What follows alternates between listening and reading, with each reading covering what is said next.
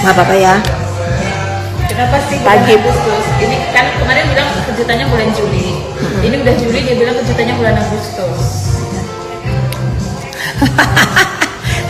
Saking bodohnya ya, saking bodohnya dan so iyenya ini si Samira ya.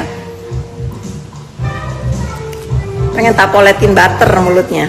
Pagi-pagi membara ya netizen, aku nggak akan capek, nggak akan lelah untuk menumpas kejahatan cyber dalam bentuk apapun ya. Jangan kalian bilang ikut campur. Kalau dia nggak nyebut-nyebut nama aku duluan, kalau para sindikat itu tidak memframing seolah-olah aku ini dalang ya, aku stay away dari masalah kalian. Nah karena aku didalang-dalangin, let's play. Apalagi Yan, ini pagi-pagi pemantau apa Samira udah bikin aku membara. Apalagi kata dia? Katanya ibu itu nggak bisa dilaporkan dan sekarang dia ngelaporin ibu itu karena bantuan tangan Allah. Baru ngelaporin loh. Dari awal harusnya kalau kau ingat ada Allah Subhanahu wa Ta'ala, kau kontrol perbuatan kau itu ya, yang menzolimi orang-orang yang tidak ada salah dan tidak ada urusan sama kau.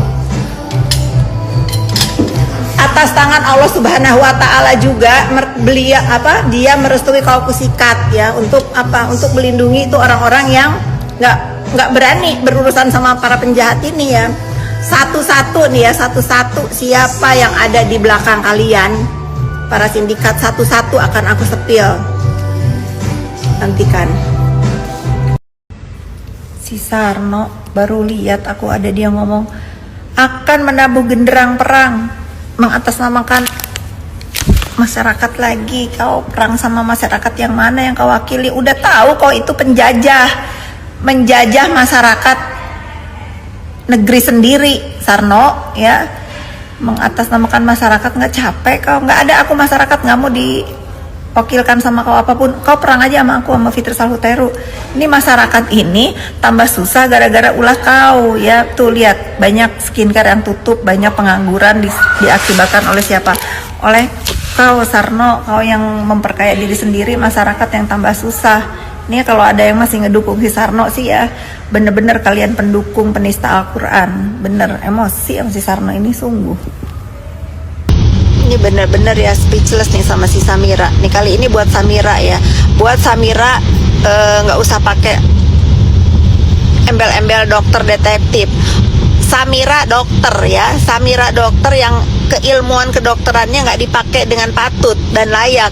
Julid mulutnya, bukan ngurusin pasien, cari kegiatan positif tuh ya, benerin klinik kau itu, ngurusin dagangan-dagangan Reza Gladys.